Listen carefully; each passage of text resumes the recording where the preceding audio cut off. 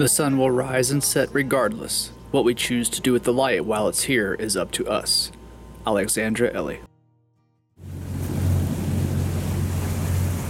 After leaving Cape Lookout, we were well on our way to Charleston in Lisa's first night of watch. So I am in the cockpit and I am doing the first night watch, the first night, leaving Cape Lookout on our way to Charleston, South Carolina. So it's pretty calm. It's only 9:30, maybe 9:40, and we have about 7 to 8 knots of wind. We're on a port tack, and I think we're going to be able to stay on that tack for quite a while. At the moment, I'm the only one awake, even though it's only 9:30.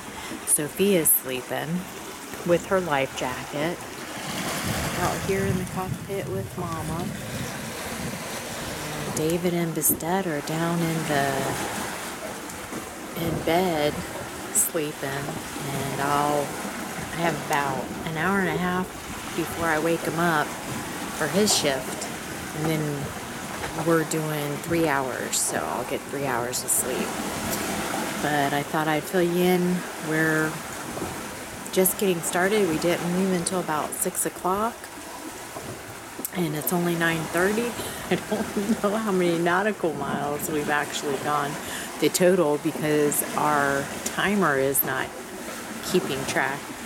So we got to figure that out. New electronic equipment, you got to figure it out. So, but our speed over ground is about, we're averaging somewhere around 4 knots. So not too bad since the wind's between 7 and 8 knots. But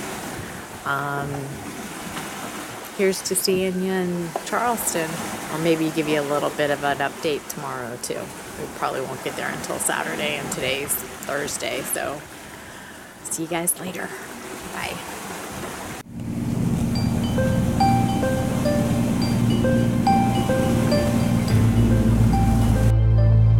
The days went by pretty uneventful, with sunrises and sunsets taking up most of our time.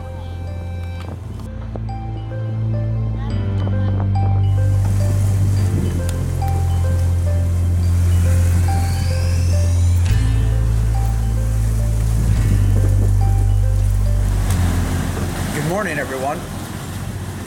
As you can see, I'm out here on watch, my final watch for the trip down to Charleston.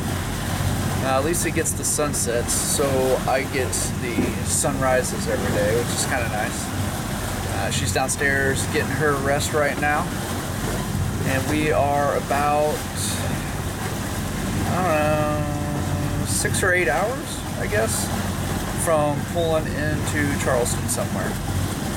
I think the broker that we had, Will Miller, who you guys should use if you're thinking about using a broker, he's going to try to acquire us some dock space so we can pull up and rest for the night. It's been a pretty good trip so far, a little bit slower than we had hoped. We've had attacked a few times. The winds didn't work out exactly the way they were predicted, but it was close enough for a weather report. And I think right about now, I am going to go get some breakfast.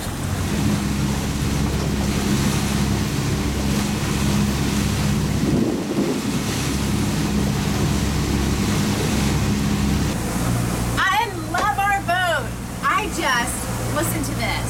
I took a hot shower, shaved my legs, put in contacts, put on makeup, curled my hair, got dressed, put on lotion, all while going underway almost 8 knots.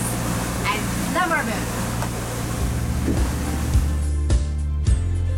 When we finally arrived in Charleston Bay, we anchored out in front of Melton Peter Dimitri Park. The first order of business, of course, with a pet is getting on shore to take Sophia for a walk.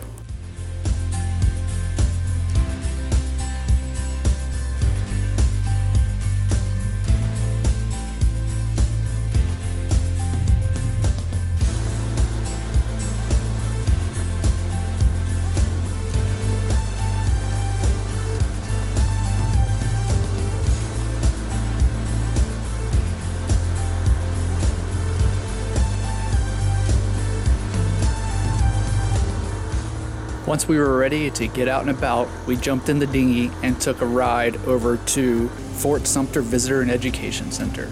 It was a really nice place. They have lots of information in the visitor center before you get on the ferry.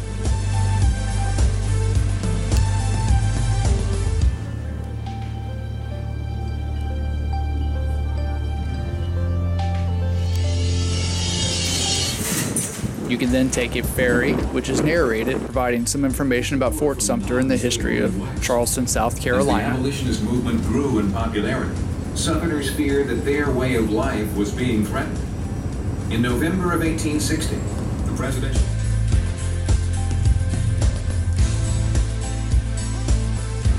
And it drops you off out at Old Fort Sumter.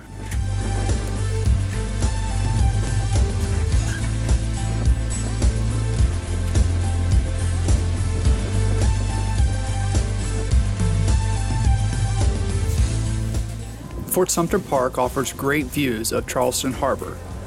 You can do a self-guided tour just walking around and checking out all the sights, or you can listen to the park rangers as they talk about the history of the fort in Charleston, South Carolina. Really petered out as the entrance.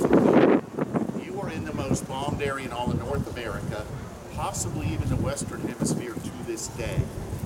Because there were other sieges in the Civil War, particularly Gettysburg, but not Gettysburg, Petersburg and Vicksburg, and but this is longer. But it doesn't garner a lot of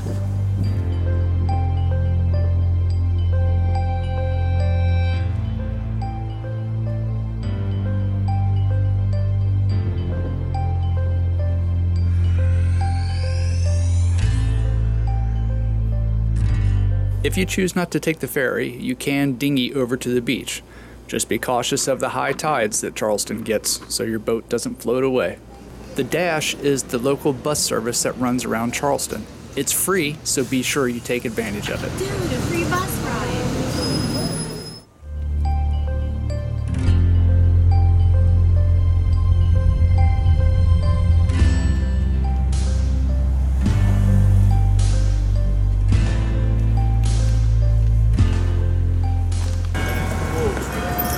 There are many guided tours around Charleston, but of course you can just decide to walk around yourself and take in all of the beautiful homes, historic churches, and other buildings, like the Edwards House or the Calhoun Mansion.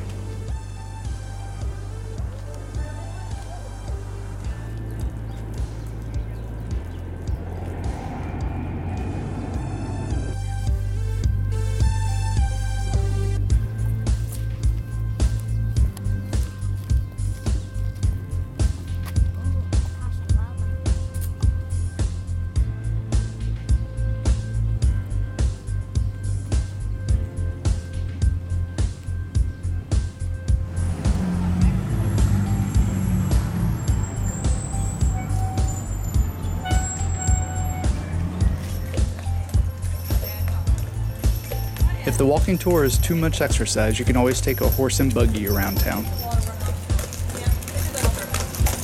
There are a few that have more of an angle than they used to between sinking and sand.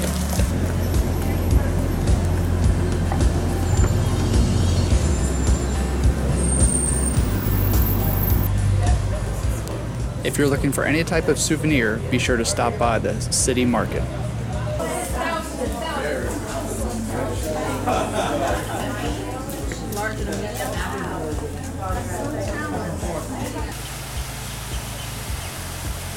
If you continue the walk down to Waterfront Park, there's a nice fountain that you can play in.